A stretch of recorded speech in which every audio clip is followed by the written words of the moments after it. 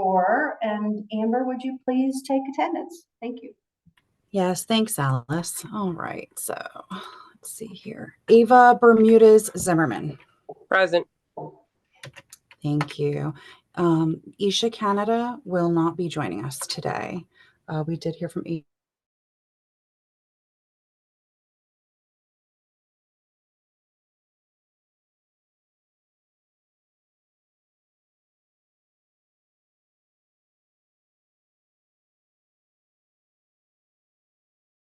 Present. John Scott. We know you're here and you're driving, John. I'm here. I'm here. Mike Soltis. Present. Molly Weston Williamson. Here. Holly Williams will not be joining us today. Janae Woods Weber. Present. Good morning, Janae. And Justin Zartman. Present. Good morning, Justin. Okay, so at this time, we do not have a quorum. If and when Adrian joins us, I will let you know and we can circle back. Great. So we're going to skip. I want to thank the members of the public for joining us as well today. And we're going to dive right into our agenda. But we are going to skip the minutes and come back to them when we have a quorum and can vote. So I believe I'm going to skip to item number 3 and ask Mike if you would please lead us in a discussion of the CEO performance review process. Thanks, Mike. Sure. And good morning, everyone. As you may recall, since the beginning of the year, the Policy and Personnel Committee has been working on developing a CEO performance evaluation process. Had a number of meetings where we've discussed, edited, made changes to get to the point to make a recommendation to the board to adopt the process. So what we're going to talk about today is that recommendation. Aaron, it may be helpful to put up the slides. So Absolutely. I'm just trying to get to from the beginning. There you go. okay, so we're going to walk through the process, hopefully answer most of your questions, but obviously feel free to raise them when we've completed this presentation. The actual evaluation will be conducted of the CEO will be conducted by the board chair and the chair of the Policy and Personnel Committee. I'll refer to them as the evaluation team. As you would expect, it'll address the CEO's annual goals and competencies. And throughout the process, we will have input from the CEO, self-evaluation, from board member feedback, and from the key points. 2 reviews, one kind of a check-in in the middle of the year, and then the more formal process at the end of the year. So as we walk through the timeline, at the January board meeting, the CEO, excuse me, will share annual goals, and Aaron has done that already this year. By July, we anticipate the evaluation team will meet with the CEO to have kind of a mid-year check-in about how things are going. By November 1, the CEO will give us a self-evaluation, and prior to both the check-in and the end-of-year evaluation, the evaluation team, the board's evaluation team, will solicit input from all of those parties I mentioned, the board members, senior staff members, and again, we anticipate these senior staff members will provide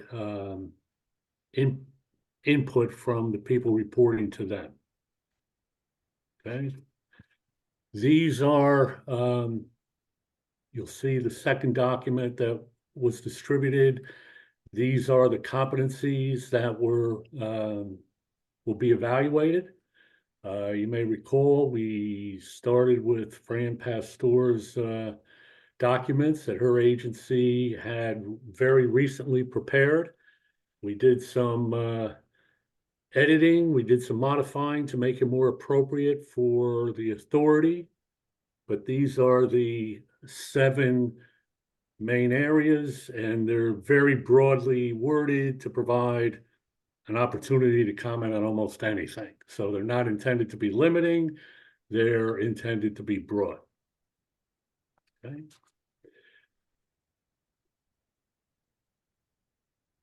So how will the evaluation team get board feedback? Again, at a meeting before the mid-year check and the end of year check, we'll go into executive session.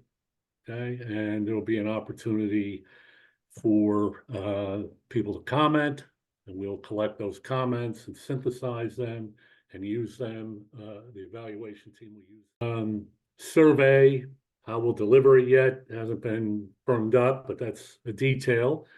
To obtain senior staff input at both the mid-year and end-of-year evaluation meetings. And as I mentioned, the senior staff will be expected to provide whatever feedback their direct reports have as well.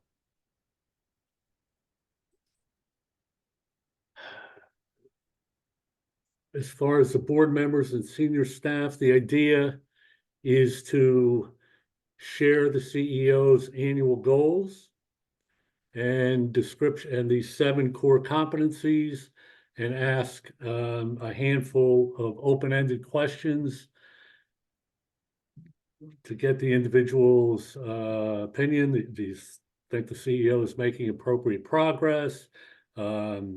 Where are the most strengths? Where are the areas for development and growth? Any specific concerns that you feel should be raised with the CEO? The idea is to keep it kind of concise, yet ask broad questions to give everyone the opportunity to provide whatever information they would like. Okay, so that's the process. And by the way, we would like, assuming the board agrees with this process, we would like to begin it mid-year this year. Not wait until the end of the year and start it, then, but we have time now that we could go through this process for the mid-year check. The second document that was distributed was the actual CEO performance evaluation. And that lists those 7 competencies and adds a little description to each one of them. We do need to discuss one modification to it. At the end of that second document, there's an acknowledgement that says, "I have reviewed the performance evaluation and discussed the content with my manager." And again, we started with documents that Fran had provided, and it was appropriate for her. Discussing it with my manager is not appropriate for our CEO. So I would like to modify that to say, I've reviewed this performance evaluation and discussed the content with the board's evaluation team. Okay, that's the group that the board has approved to lead the evaluation process. Okay, so with that, I will stop and ask if there's any questions or comments. Thanks very much, Mike and the team. Any questions? Molly, go ahead. Thank you so much. I did want to ask, and I apologize if I missed this, if there's a built-in part of this process where we think about performance raises, since I think that was something we had thought about as potentially something that might make sense to do through this process, and I wasn't sure sort of where that fit in. I'm sorry, Molly, you cut out for a minute. If there was I apologize. If there's a point in this process, or if it's a separate process to think about, should we give a raise based on performance as opposed to cost of living? Yeah, and I think that's going to have to be a separate but parallel process. not built into the performance evaluation, but certainly at the end of the year point, we'll be discussing that separately. Great, thanks for that question, Molly, and reminding us that that needs to be part of Yep, our yep. process. Great. Any other questions for Mike? Okay, if not, we are, can I get a motion to adopt the CEO performance review process? So moved. Thank you, Second, Justin. Scott. Thank you, thank you, John. All in favor? Aye. Aye. Aye. Aye. Any opposed? Any abstentions? Great, the motion carries. Appreciate the work of that committee on that. And Aaron, we look forward to the process. And again, hope that we'll make tweaks as needed, but it seems like we've got a very broad set of questions and we should be in pretty good shape.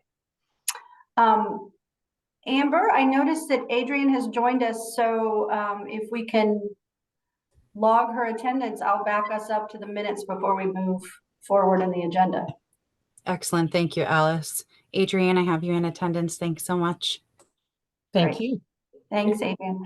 All right, so let me back up. Hold on 1 minute. I'm Amber, sorry, do you want to just note for the minutes that Adrian is here for that vote?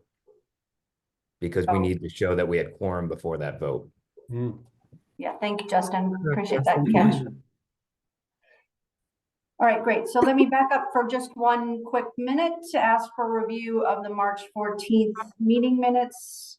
Any corrections, discussion? And if not, can I get a motion to approve? Motion to approve? Thank you, I'll second. John. Thank you, Second. Ava, for the second. All in favor? Aye. Aye. Aye. Any opposed? Any abstentions? Okay, great. Thank you. That motion carries as well. We'll move on in our agenda. Okay, Michael, can we have you give us an update on the proposed revisions to the business and travel related expense policy? And I should note here, right, Aaron, that we do not have 2/3 of the board present to vote. So Michael will just give us this as an information item and we will not, we'll bring it forward at the next meeting for an actual vote. Is that correct, Aaron? That is correct. And I know Michael's going to talk about why there's a difference between Okay. internal policies and formal policies in his discussion. Wonderful. Thank you. Michael, I will turn it over to you. Thank you so much, Alice, and good morning, everyone. The board may remember that about 2 months ago, we had recommended changes to the authority's business travel and related expense policies. The purpose of those modifications were primarily to make the policy a bit more user-friendly and easier to read for authority folks, but also to reflect some lessons learned because it was written before the authority was really up and running. So we knew we had some changes that would be necessary. The board had voted to post the policy for public notice and comment. We did receive 1 or 2 requests for a copy of the policy, but we didn't receive any comments or questions from the general public. Nevertheless, there were a couple of changes that we made to the policy since that meeting, based on internal feedback and conversations. Hopefully everyone received a copy of the policy with those changes marked.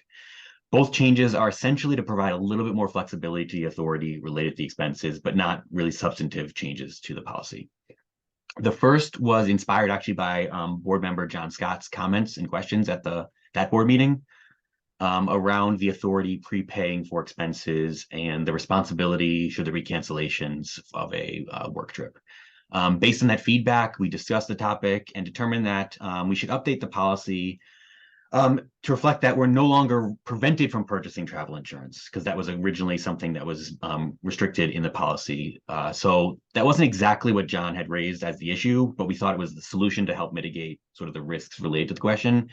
You know, should there be a cancellation, who's responsible for paying for those costs?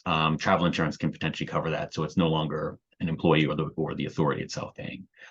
The policy doesn't require the purchase of travel insurance. It simply allows it to be purchased. So we still think it's a determination that needs to be made on a case-by-case basis. But at least by doing so, we're limiting the cost to the authority should there be that sort of unexpected cancellation.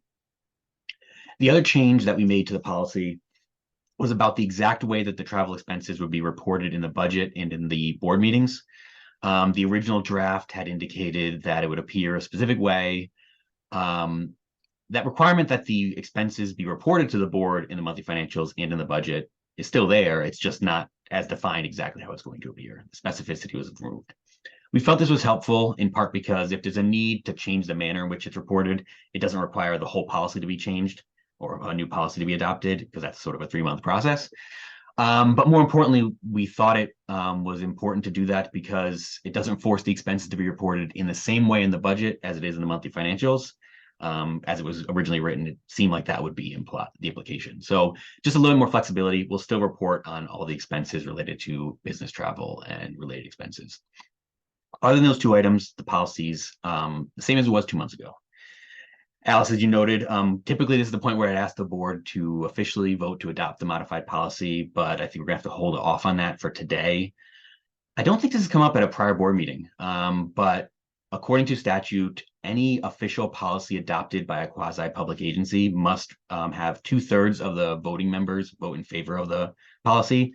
We have 13 voting members on the board. That means we need 9 votes in favor of the policy, either a new policy or modifications to existing policy. So we have a quorum that allows us to hold a meeting and hold regular votes.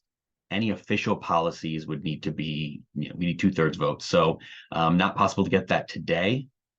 So happy to push that vote on to next board meeting. Hopefully we'll have the 2/3 members available. But in the meantime, for today, is any questions or comments from the board? Happy to address them.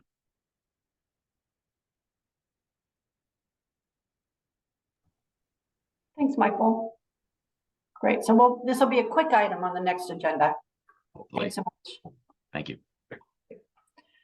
Okay, Walter, I'd like to turn it over to you and ask if you'd provide us with a quarterly fund recovery update. Yes, thank you. You're all set. Thank you. Okay. Good morning, everyone. Please let me know if you can't see my screen, but thank you. Sorry about that. There you go. Thanks. Employers are currently reporting for Q1 of 2024 and have until the end of this month to complete that reporting and contribution payment before we do issue notices again in May. As the end of March, in the 9 months that we have implemented our notices, we've had 10,123 employer notices that have been paid for $3.136 million for all 4 quarters. We've seen the largest volume of employers and contributions among our Q1 2023 notices when we first went live with our fund recovery notices. But below you can see that to date, we've received $2,442,778 in outstanding contribution payments, $53,455 in interest, and $600.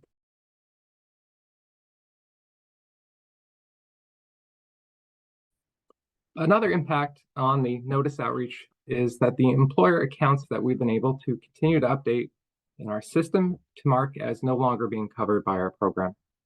As of the end of March, we've updated the statuses of over 16,663 accounts in our system to be marked as closed or no longer having Connecticut employees. We continue to work with the employers directly through our case management system. However, we've also been successful in working with our partner agencies, the Connecticut Department of Labor, Connecticut Department of Revenue Services, as well as those third-party administrators that provide payroll services to those employers. And as such, we've been able to update over 70% of our accounts by working with those partners.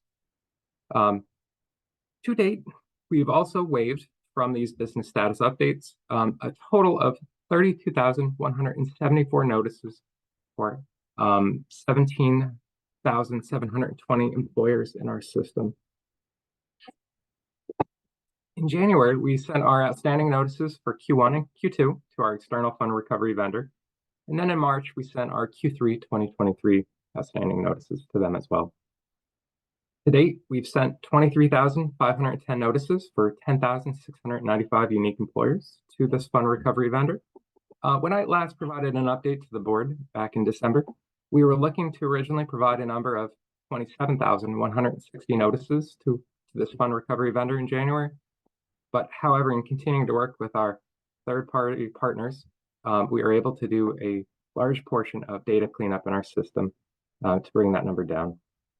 So we originally provided a number of 27,160 notices for Q1 and Q2. That number is actually 15,354. And then we sent an additional 8,155 notices for Q3 of 2023.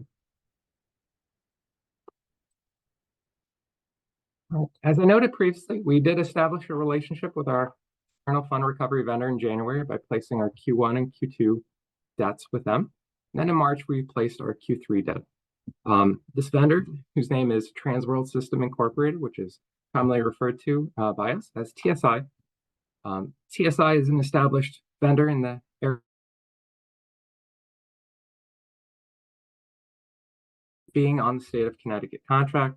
They have experience with many other state government debts. So they provide additional services on our notices by finding debtors who are non-responsive to our initial notices. They do this by scouring records of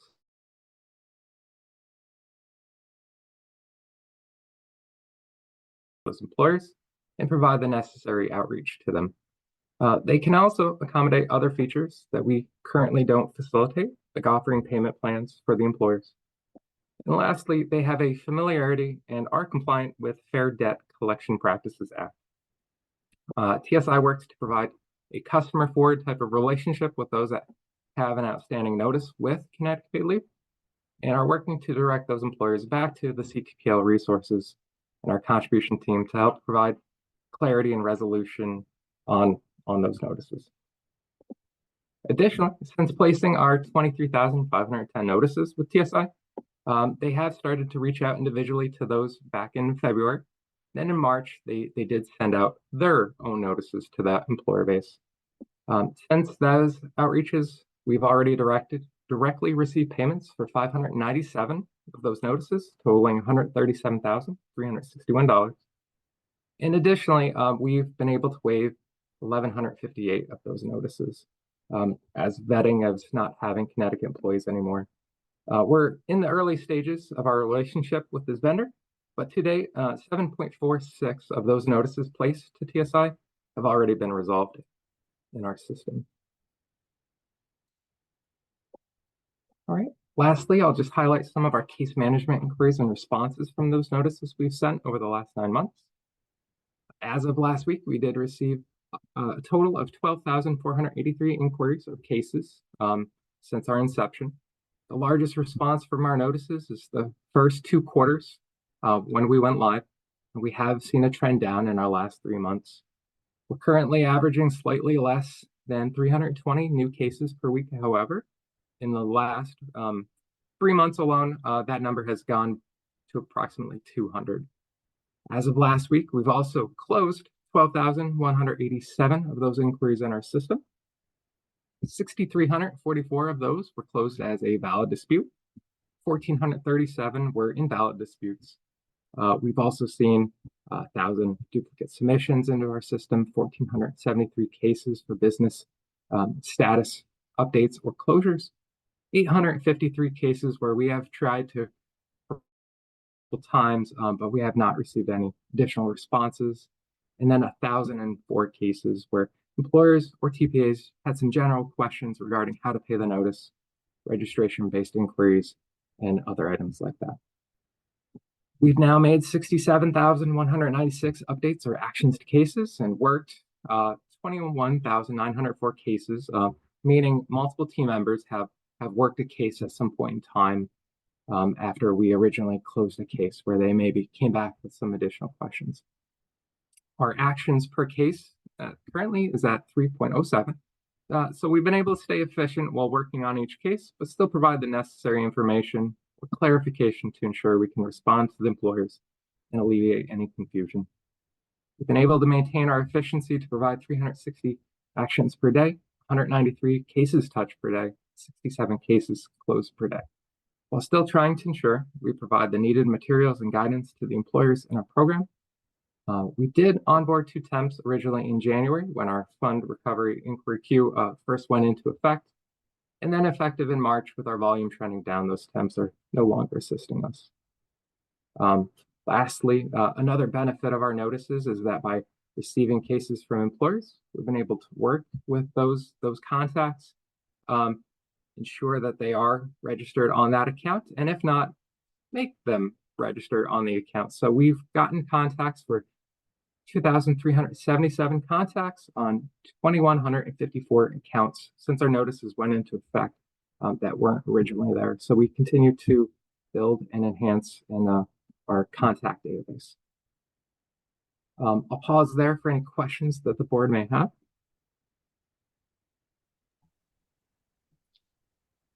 Do you have any questions? Okay, hearing none, seeing no hands. I will stop sharing. Thank you very much, Alice. Great, thank you, Walter. Appreciate that. Okay. Wonderful. Let's move on to the committee reports. Mike, would you give us a policy and personnel report? Oh, you have to unmute though first, Mike, so we can hear. That always helps. Our committee met this month and we discussed, we basically had 3 items on our agenda. One, the CEO evaluation process we just approved. Second was the business and travel related expenses that Michael just told us about. And third, Aaron led us in a discussion about the contribution calculation process and various aspects of that, which is going to be a continuing discussion for a while. Thank you. Right. Can't say we don't talk about exciting things in that committee. Okay, Molly, let's turn it over to you on outreach and engagement. Thanks again, Mike. Sure. The committee met technically last month and heard updates on outreach and education work as well as what's happening legislatively. Great, thank you. And Dave, I understand you're going to give finance and audit on Holly's behalf today, and then we'll move then after, if we'll see if there are any questions, and we'll move to your finance reports. Okay, thank you. The Finance Committee also continued their monthly discussions on the contribution rate and working on the formula process for that rate that we're working on developing. So more to come for that in the future. We also, in addition to the monthly financials that we discussed, we also went over the budget for the upcoming fiscal year 2025. The Finance Committee has a month to review that. So at the next meeting, we will finalize the committee, finalize the budget at the committee meeting and then move it on to the board meeting after that. So now we will go over the financial results for the authority for the month of February. Thank you.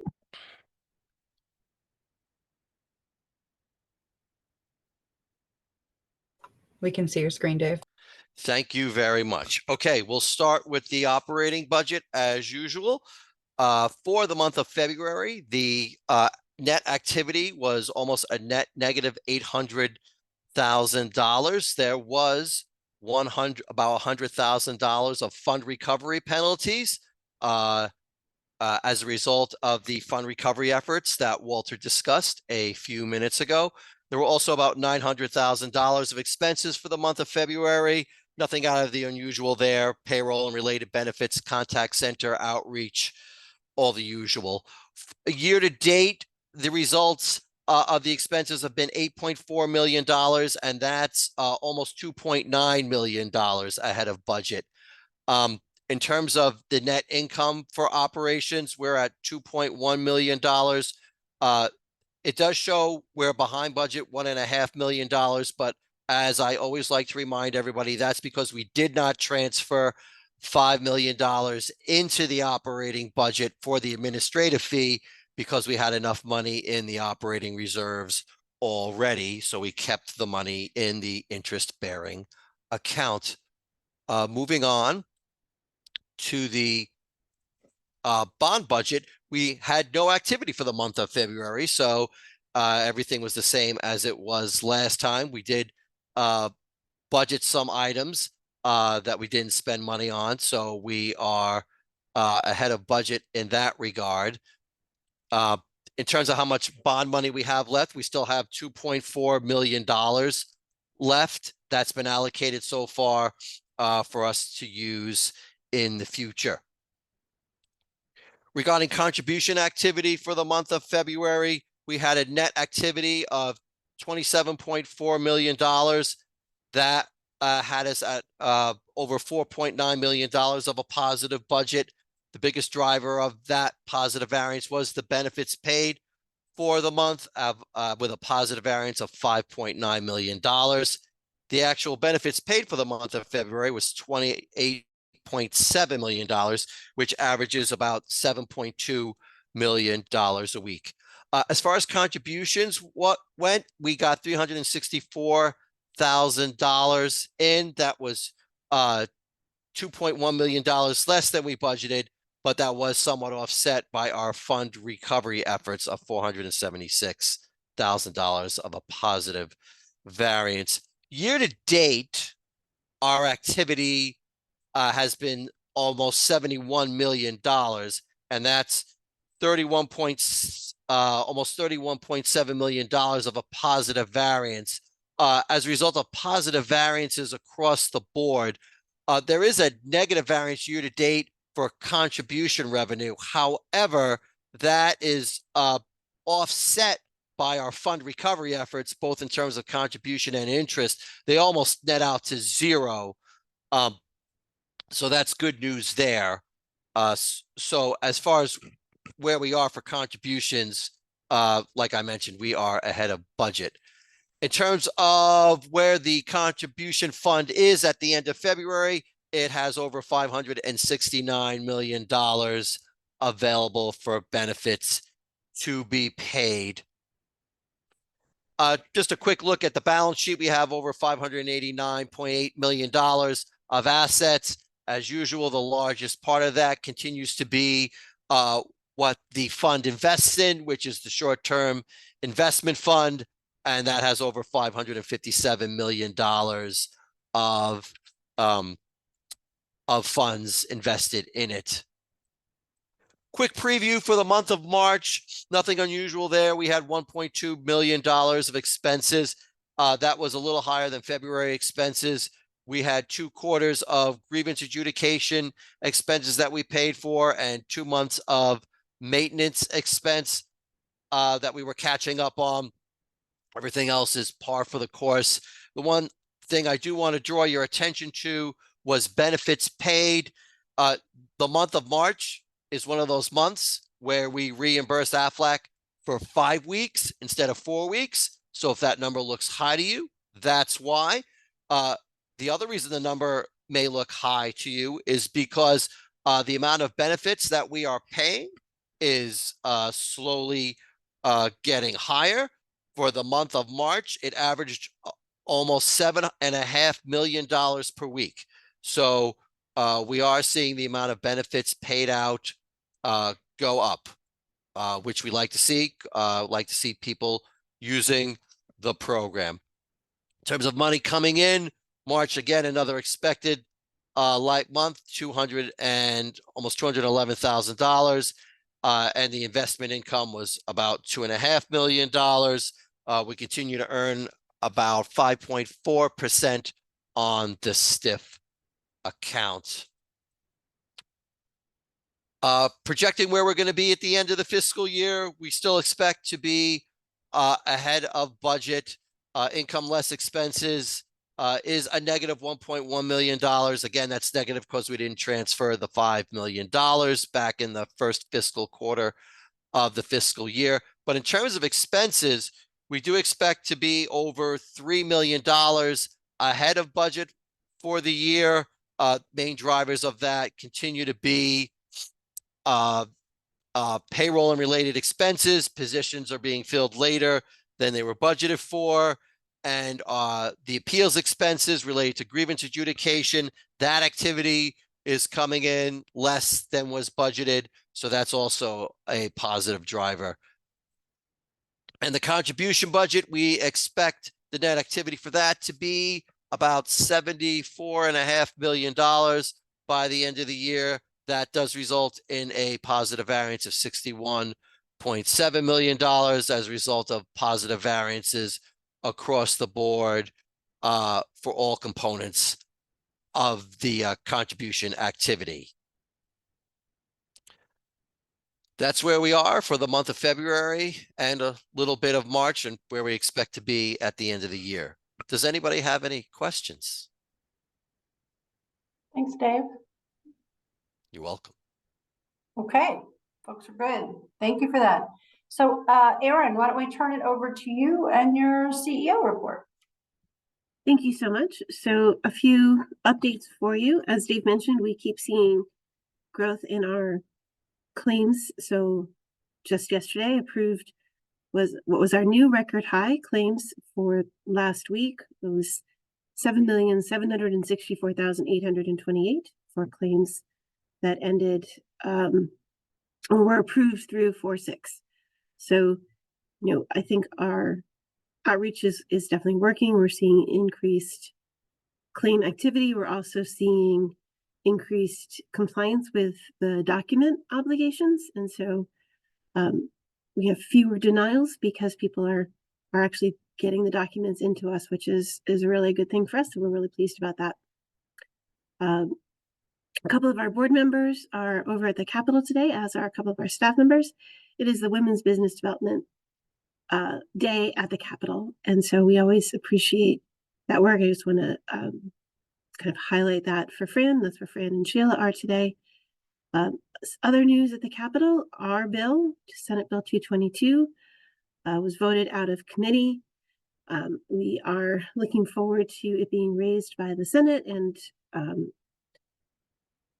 cautiously optimistic that it will move quickly through the Senate and the House. A couple of the big elements of that bill are to clarify the definition of municipality and to create a mechanism for the tribal entities to participate in our program, and then a bunch of other technical things. If that legislation passes, we will be spending the summer doing a lot of outreach to make sure that entities that used to be considered municipalities will know that they are no longer municipalities and therefore their employees can participate in the program. So we're really hoping that that goes through. We're watching other bills, but if you've been paying attention to the news, the budget, as always, takes up almost all the air in the room. And so because we don't receive any appropriations from the General Assembly, that is not our affair. So we're just hoping that there's room on the agendas to get our bill through. Quick little highlight for us, we continue to update our website and have a much easier process now that we changed the platform last fall. But one of the things that I just want to share with you is we've added a new place for people to see our meetings. So we've always had our meetings on our calendar, which hopefully you can see, where people could always just click on the meeting, get information about the meeting, including the agenda, and then after the meeting's over, the minutes. But that's a little tricky for people. People had trouble finding it. We had to kind of wade through the calendar month by month to find it. So we've added a new place, an additional place for people to find information about our meetings. If you go to the Board of Directors page, you'll now see a little plus sign. Oops. And then you can just click on the board meetings and the committee meetings, and you will see that, for example, we'll go to March because that everything's up for March. You would see the agenda. You could also see the minutes and any of the materials that were shared at the meeting. So we hope that makes keeping track of our activities easier for people and just sort of adds to the transparency that we are committed to. Speaking of transparency, I just wanted to give you an update on two of the initiatives that we've talked about in the past.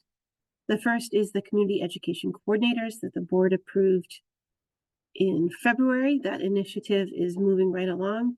We are working to finalize the request for proposals that will go out soon for 501c3s, municipalities, and other not-for-profits, faith-based organizations that would like to partner with us to help us bridge any gaps with outreach and engagement, including providing technical assistance to claimants. So we're really looking forward to that RFP going out. We also just closed the posting for a grants and contract specialist. That person will be responsible for keeping track of all those vendors that we anticipate contracting with and making sure that they meet their marks and have the appropriate training and assistance they need. And so that posting just closed. We'll be getting the applications from DIS once the appeal process is over. And so we're looking forward to that moving forward. The other initiative we've been working on for quite a while now is to enhance the information available to employers. When an application is approved or denied, an email goes out to the employer, letting them know that their employee has an approved application. I'm giving them very basic information, nothing that is particularly confidential, but they do need to know that it was approved, and they need to know the basic amount of the benefit so that they can handle coordination of benefits.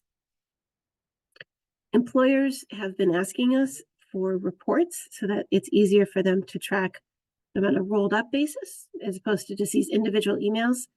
And that's a highly complicated affair just because there's so much data and there's so much confidentiality around it.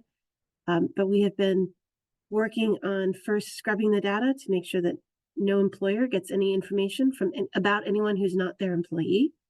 And second, making sure that the employers have a way of accessing it that's secure. And so we've engaged in some employer surveys, and we've worked with some of the other states that have done similar things. So we are moving ahead and hope to soon be able to launch that employer reporting, which should be,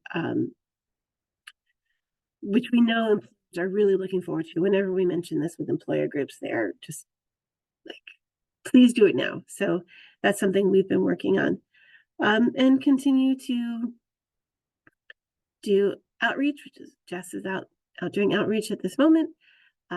Continue to do education, continue to be working with the employer community, and just trying to make sure everything's moving smoothly. So that's very fast, very high level update of some of the things we've been working on. Great, thanks so much, Erin. Any questions for Erin? Okay, great. Keep up the good work. Do we have any old business today? Or any new business today? So if not, I would entertain a motion to adjourn.